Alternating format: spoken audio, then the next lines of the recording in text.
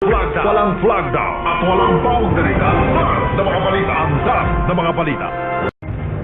Nasa punto na ba kayo na naghahanap na kayo ng ibang career? Isang website ang naglabas ng top 10 na trabaho na dapat niyong pasukin, lalo na kung kayo ay junior executive o may 1 hanggang 4 na taong job experience. Narito ang report. Mula sa pagiging line producer na may sahod na 15,000 kada buwan, iniwan ito ni Happy Ferraren para magtrabaho sa isang NGO o non-government organization. Kung ang iba kasi akala ay volunteer work o tokens lamang ang nakukuha ng mga nagtatrabaho sa mga NGO, naging happy si Happy sa kanyang piniling career change. Bilang isang co-founder ng NGO, hindi bababa sa 20,000 pesos ang sweldo ni Happy. At ang maganda, di niya kailangan pumasok sa opisina araw-araw, may mga benepisyo pa siya. Ang kailangan lang angkop sa pinapasukang NGO ang kanyang interes at adhikain. Kailangan self-initiated talaga siya. Parang galing sa'yo yung impormasyon. So, sobrang mabigat siya sa research.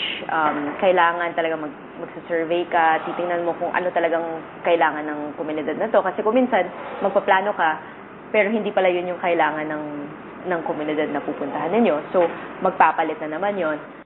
Ayon sa isang survey ng jobstreet.com, ang NGO ang may pinakamataas magpasahod ngayon para sa mga junior executives. Ito yung may 1 hanggang 4 na taong job experience. Naungusan ito maging ang IT software at BPO o call center industry na kilalang galante magpasweldo. Ayon sa labor expert at professor na si Dr. Rene Ofrenino, nakaapekto ang mga kalamidad sa bansa sa mataas na demand ngayon para sa NGO workers. I'm not surprised kung number 1 sila ngayon dito.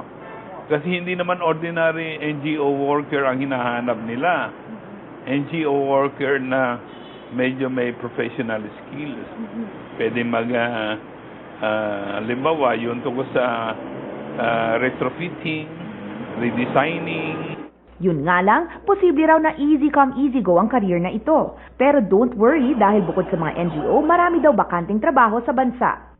For a relatively long time, matagal na po natin sinasabi sa bayan, kinakailangan mabuhay muli ang industriya, mabuhay na muli ang agrikultura in order to have a sustainable economy and to create decent jobs for as many Filipinos as possible.